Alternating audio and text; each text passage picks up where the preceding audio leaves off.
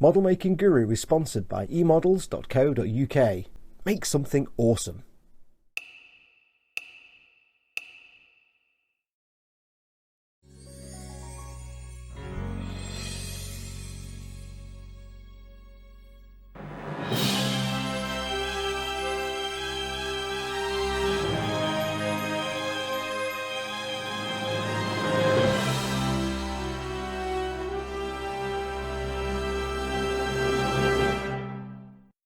Hey everyone, it's Foxx from modelmaking.guru here. Hello and welcome to the next exciting instalment of Star Wars Build Your Own X-Wing from DeAgostini. Well, it's from me, it's not actually, this is the video for me, not for, this is from them. The video you're watching with your eyes now is from, you know what I mean. Still haven't nailed down this introduction yet, despite having millions of videos done. Anyway, yes, today we are looking at, coffee. There we go, I need that to start. I'm talking rubbish already. Issue 62 today. Shambolic opening is a speciality, I think you'll find. So today we're looking at issue 62. Oh, look at that. Now keep in mind, I don't pre-read these. I haven't looked inside the magazines. Basically, this is the first time, when I film these things, this is the first thing I do, is I look through the magazine. I don't really read any of the articles until I've finished the whole build, because then I can go back and binge read everything. And I don't care about all the like CGI stuff, but the things about how they made the models for the movies and the things about the toys are very interesting. Yes, it's the thing about TIE Fighter toys, and that is the original, very sun-bleached Kenner TIE Fighter, which we have these fond memories of the Star Wars toys when we're kids. I have a massively fond memory of my Millennium Falcon that I had when I was a kid. It was the best toy in the world. My mate had an X-Wing, and I'm like, X-Wings for schmucks. I've got a Millennium Falcon. And in my mind, it was the Millennium Falcon. It looked like the Millennium Falcon. When you look at it, though, you go back at it now and look at photographs, it's just an enormous potato. It's just like it's a stupid-looking thing. And it's actually garbage. The old one, the original one, actually garbage. But when I was a kid, it was the best thing ever. 1978, 1979. It was the best toy in the world. So we're looking at the TIE Fighter toys, the original Kenner with shonky-fitting plastic. That's probably down to it being old. Some slightly more modern ones. That's a 1979 Darth Vader's TIE Fighter. Now that's better, that's got all the right colours on it. I would have loved a TIE Interceptor. I didn't even know that was a toy. But I never had a TIE Fighter toy. I would have killed for a TIE Interceptor. We have battle damaged version of the TIE Fighter, which just means some slightly shonky stickers on the radiator panels. Then we have an article about Starfighter Ace's R2-D2. Now you can technically call him a Starfighter Ace because he can fly a ship by himself, being an astromech. And there are a couple of episodes, at least one episode in the Clone Wars animated series where he has to escape a Jedi starfighter away from some bounty hunters, so away from Boba Fett, strangely enough, in Slave 1. So he can do his own flying, so technically he's a Starfighter Ace. These are all snippets from a comic book, which I haven't read. So I don't know what the specific story here is, but there you go. And all I can do now, I can hear him in my head. I can hear him in my head. That kind of scream he does. I don't know. And then we're on to the buildy with no... Oh, we haven't finished the wing yet. Dear, I thought we'd finished the wing in the last one.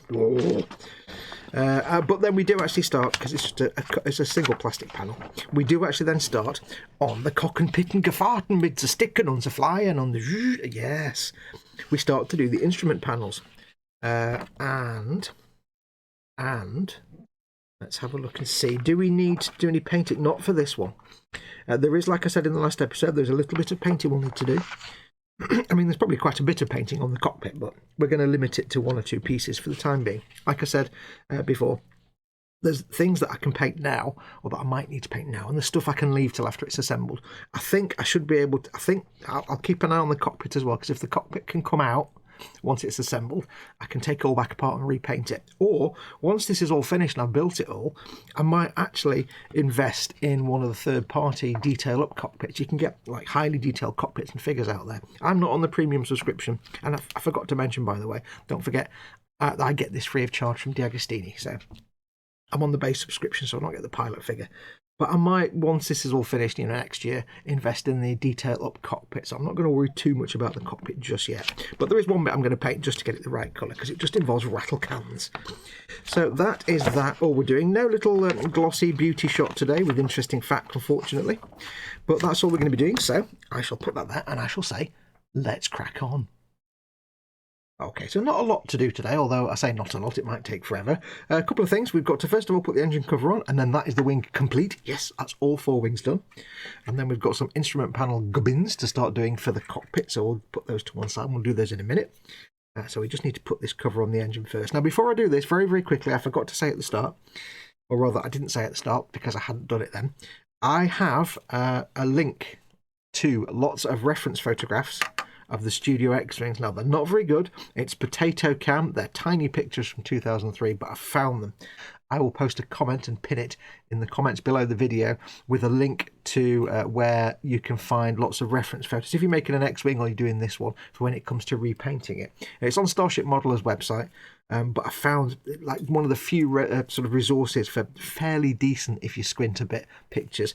I was really looking for reference for this part of the wing, and I've kind of found it now. It's a mixture of Red 5 and Red 3 and Red 2, I think, some of the big scale models, but I'm kind of happy now how I'm going to paint this. I'm not bothered about this not being metallic when it comes to painting it, because if you look at the studio models, this isn't metallic. So this is where I know I can just slap this on now. The reason I'm saying that is because I've got to put this cover on. I don't want to have to take it off again, so we're not going to worry about these bits not being paintable. So this piece just slaps in place like that.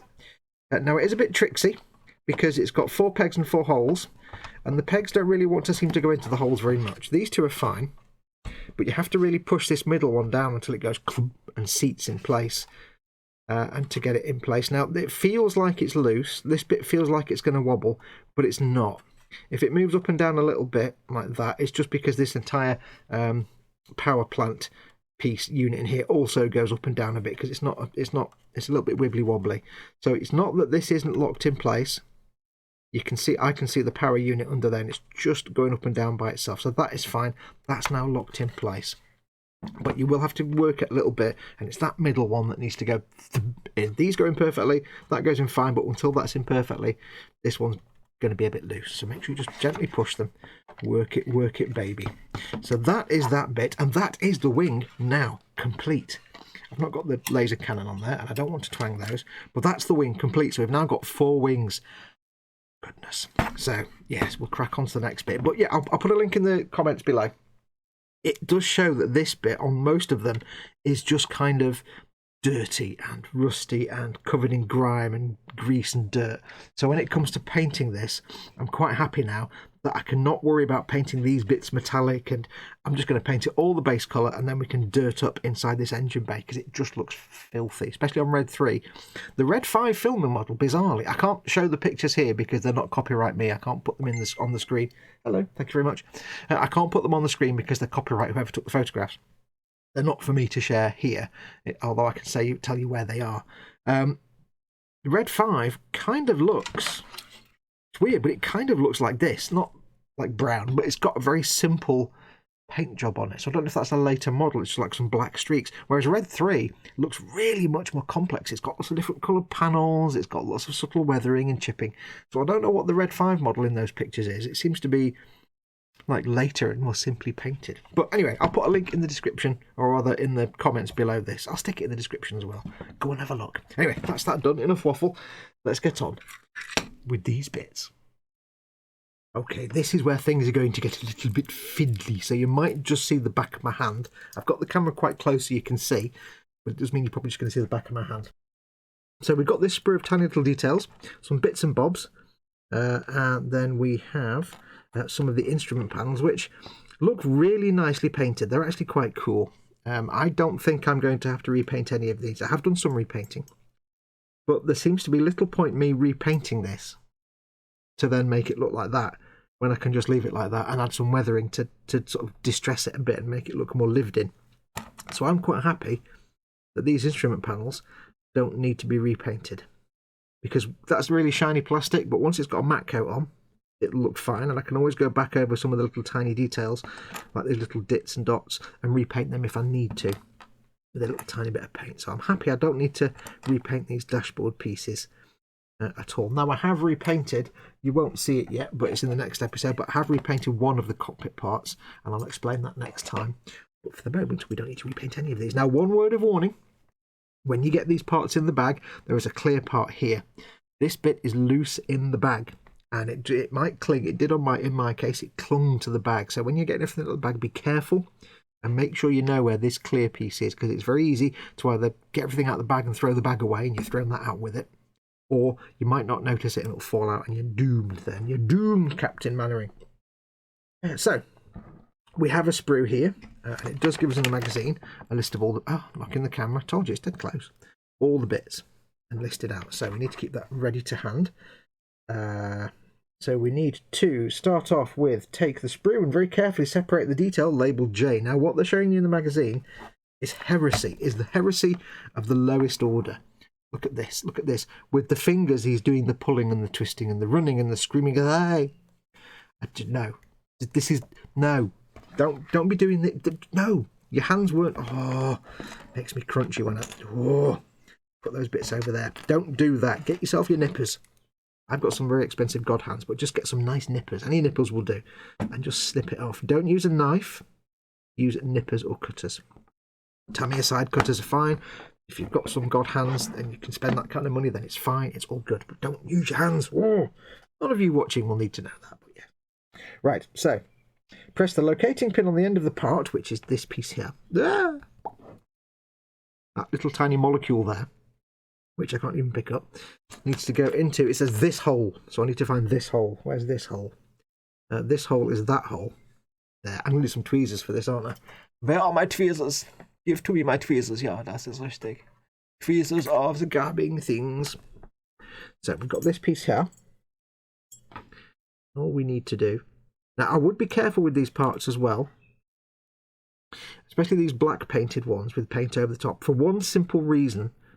It's basically plastic with paint slapped on the top. There's no primer on here underneath this paint, I suspect. Or I don't think there is. I suspect it's just paint. So... If you want to make sure you're not taking all the paint off, just handle these carefully. Don't go jabbing around.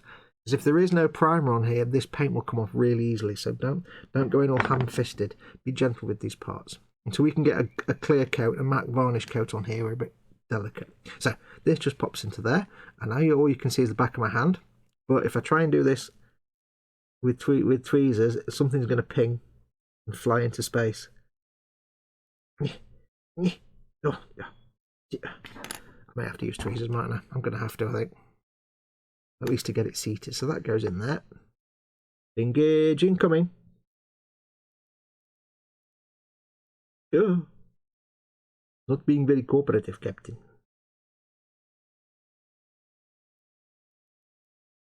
If we can... Oh. It's a very tight hole and a very fat peg. May need to be some widening and gluing then in that case. Hang on. Also got really short nails, which doesn't help. If you're a guitar player and you've got long nails, this might be easier. 5 minutes and I've not even put the first piece in yet.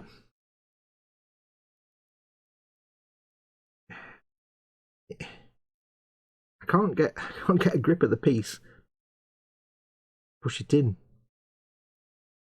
Hang on, let me just see if I can grab it in my nail like that, my thumbnail. Nope. Pivoting. Oh, the hair. Ew, it's an eyelash, don't worry. Right, this is frustrated. Let me get my knife. I think the hole is a little bit tiny too small.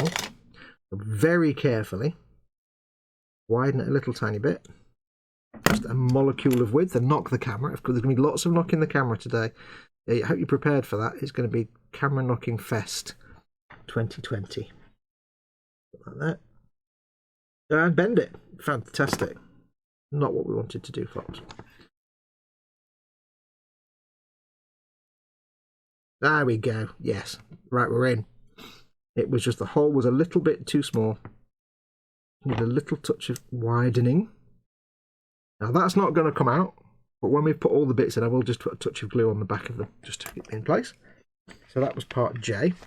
Now this list here is very important, but I've got to turn the page over so I can't see it now. Next, separate part B from the sprue. Part B is this square one. Again, don't use your hands. Heathens, absolute heretics.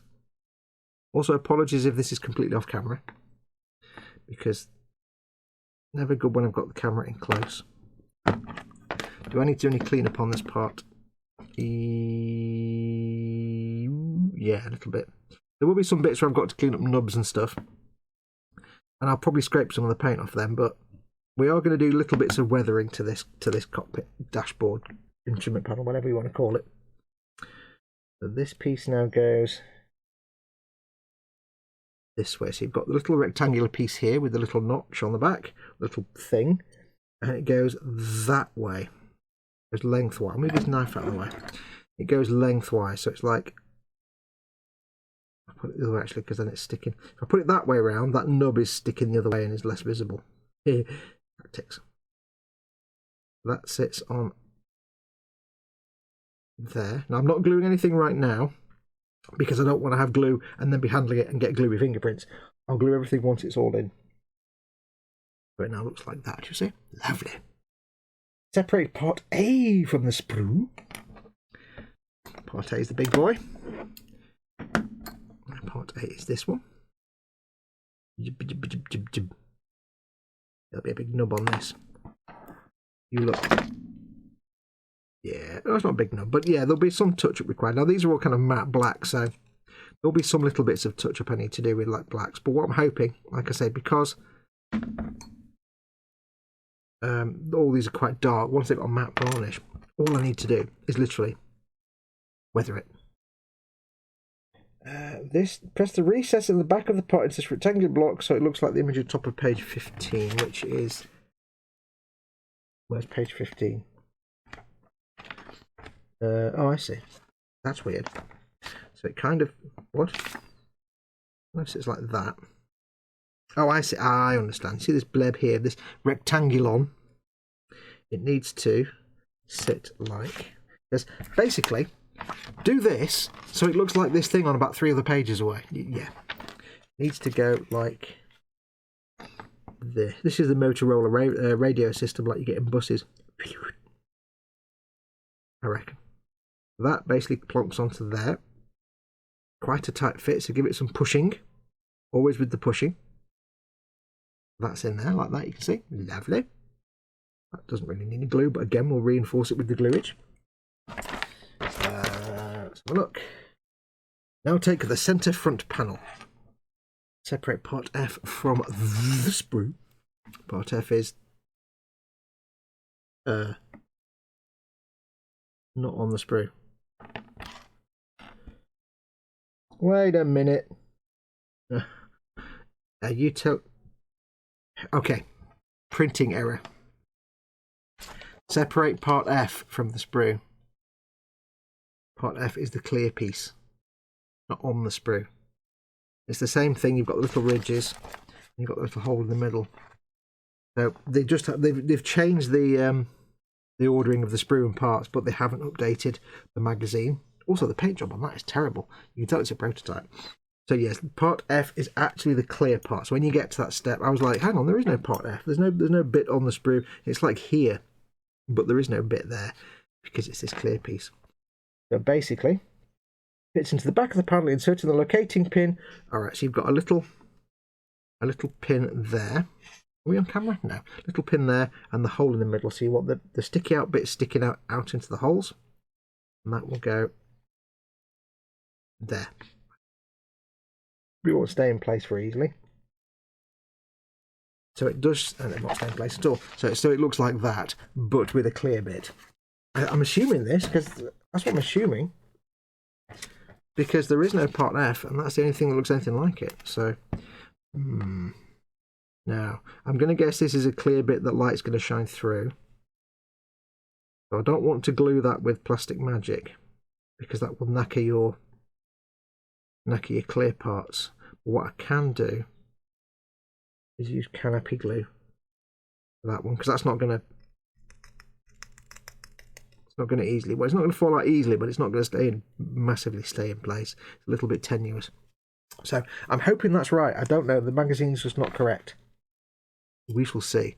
But yes, so we'll put that there. Now it's interesting here because this is a clear part. They'll obviously have a light shining through here, but this is On the actual cockpit, I think where you've got like the droid translation area and the little screen, so it's not quite accurate. But it'd be interesting to, if you want to have a colour there, you could use some clear paint to colour that. We'll see what it comes out like. Right, so next we take the same methods. Use the same methods. The same methods as what? That's a real non sequitur. To fit details C, E, and G, I in the position shown above and on page 5. Well, they're kind of jumping around here a bit. Into that. So we've got this piece here, and we want pieces C and E. So C is, all right. Okay, this is confusing. Right, C is that one. There's my tweezers. C is there. That's D, and that's E. I think these are slightly different. So I want that one and that one. So we'll do C first. Although it doesn't say. Oh, I see. Yes, it does. We'll do C first. So C is here. A sailor went to C, to see what he could see, and all that he could see was the bottom of the deep blue sea. Right, so there's C. We'll do these one at a time. It does come back. Hello. Stay there. It does say in the magazine, it does label C and D in specific places. So C needs to go on the top here. This is using the, there's a peg on the back, so make sure you're using the flat side. C goes at the top. I'm sure they're exactly the same, but we'll go with it. C on the top. Maybe this will be a bit easier. Yeah, it's much easier. C on the top. That one. Almost in. Hang on. There we go. Click. And then we want E, apparently. Oh, no, C and D. Okay, so it's... Wait, what? Oh, no, yes, it is C and D. Ignore what I said. It is actually C and D. So C was that one. D is the next one down there. That makes sense.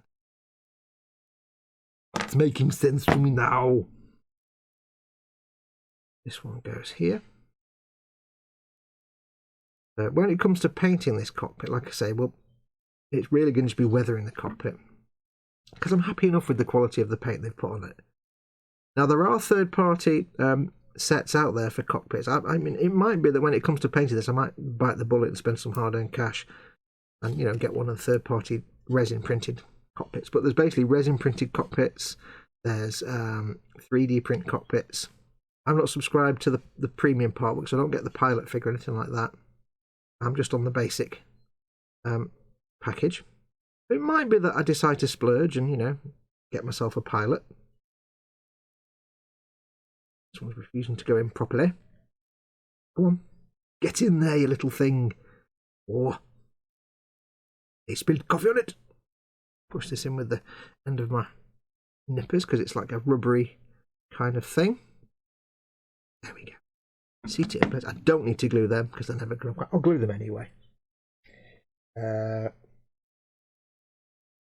See, in that one, E. And then on this one, we have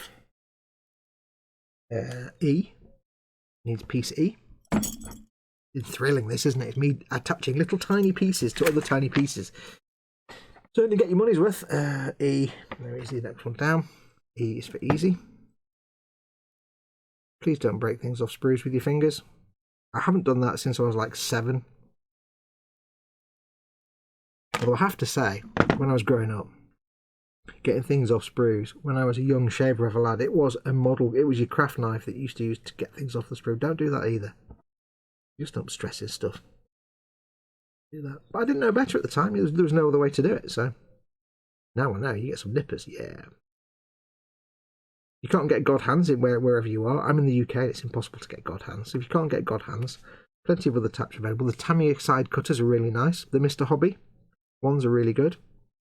None of them are quite as fine. There's the Dispia. I don't know how you pronounce it. They're pretty good. I've not got any of those though. There's some big nubbage on these plastic pieces. Let's just clean this off. Big fat nubs. Now these aren't painted, these pieces here, so see that there? Just a bit of flash on the plastic. Easily scraped away. So anyway, yes, getting back to painting. God, I'm all over the place today. This one needs a eye, apparently. Getting back to painting, so it'll probably be a case of some basic, simple weathering techniques on the cockpit, because I don't think I need to do a lot of painting. I painted that one piece that you saw earlier. That's the only bit I need to paint, I think. I could be wrong. There could be more bits I need to paint, but we'll find out as we go along. Look at that nub. Yep. Now this needs to go like there, does it? Goes into the hole. It's like a big fat round mushroomy thing. They're quite small, and you think they'd be delicate, but they're actually quite sturdy. Although I have said that, it's probably going to snap now. It's like a bleb of some sort. That's that piece on there, some kind of blebulon device. And now it's on there, I can get rid of a little bit of nub. Couldn't do much while it was still in my hand. Get off the knife blade. There's a little bit of plastic. Get off. Like a little plastic piob on my knife blade. Get off. That needs to go there. I've got this sudden horror that I'm talking so quietly, the microphone might not pick it up. Oh, that would be rubbish, wouldn't it? Right, so we should have... oh no, I'm not finished yet. That, we've got that, them's. Now we have... what? We have... I like these little sort of silver rivets that look like actual metal. G and H go into two little holes here. G and also I've got to flip back and forth between pages here. G and it's gone. Where is it? G. Okay, it's the last two. So GH are those two. So let's get those off. G und H. So we'll do G first. G. Twiddly bits. So G is that one. Hopefully these are nice big holes that aren't going to give me problems. Like on the other bit. With the right hand, of course, might also help. This is taking longer than I thought. I knew it would take ages with little tiny fiddly bits.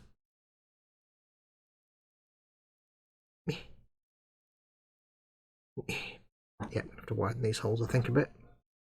The thing is, if I make them too wide, it's not the end of the world, because that's where a little bit of glue comes in, so. It's very strange but pleasing plastic. I'm just cleaning that up. Give me a second. A little fluff out there. Get out! There we go. Right.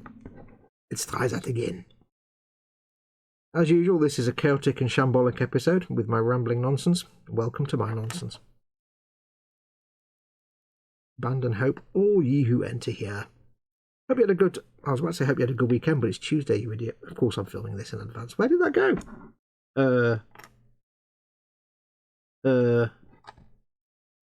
What's over there? How did it... go away? I don't even know how they did that. Right. There we go.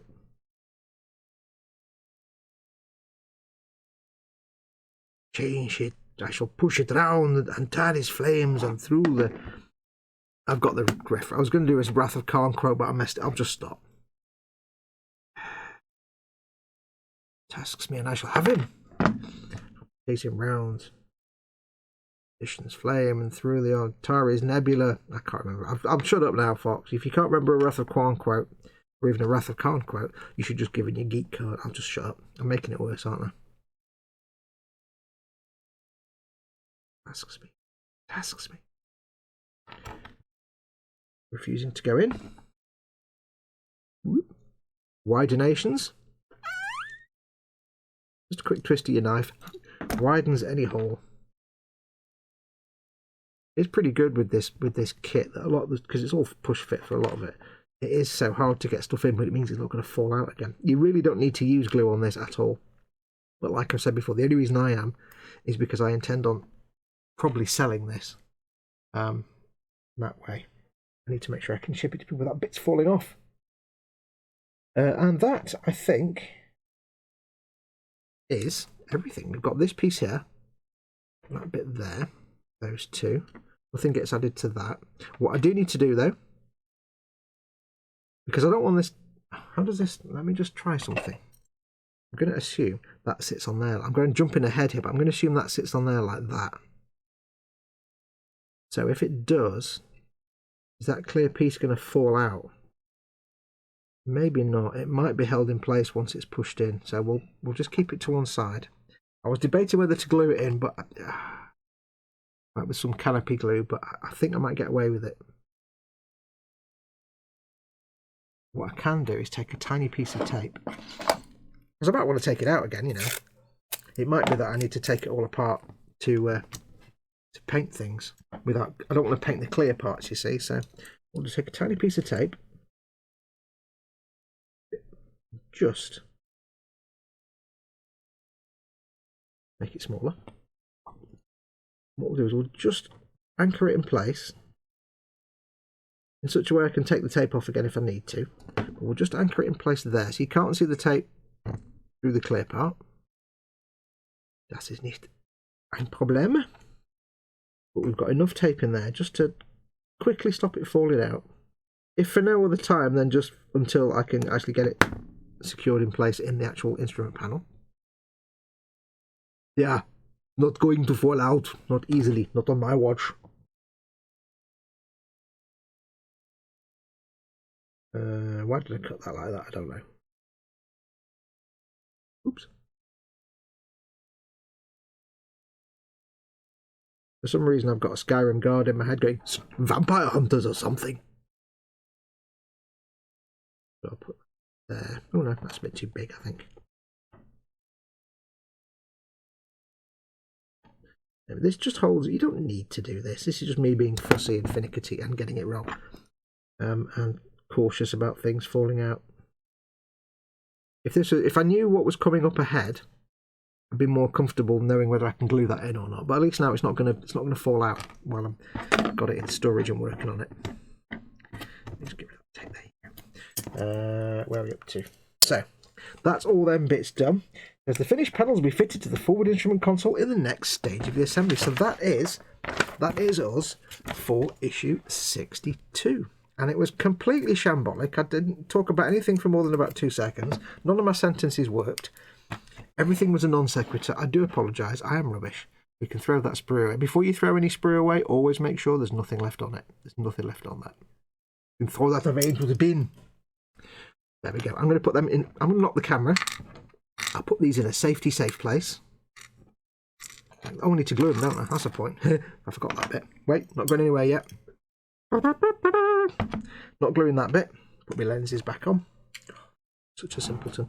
All I'm going to do is very, very quickly get my... Remember, it's plastic magic we're using. We can't use Tamiya Extra Thin or any polystyrene cements on this. They're made of ABS. Those glues won't work. So tiny touch of glue there, tiny touch of glue there. This is just to lock stuff in place. I don't want it falling out. You don't need to do this. These are all such tight fits that they probably never will fall out. I'm just giving myself some insurance because this will one day have to be shipped to someone that buys it. So, yes, I'm just playing safe. Those 2 bits there. This piece here is never going to come out, but we'll glue it anyway. Just to get the glue run down the back. There you go. Try and avoid using the glue on anything that's painted because the glue can take the paint off. So, while I'm doing it on the back where the little pegs are, it'll run into the gap because it's super thin. And glue it all in place, but it won't dislodge your paint on the pieces. Done. Right, so that's going to do us. Thank you very much for watching. Don't forget, as always, if you want to do this part work for yourself, and I do recommend it because it's absolutely fantastic.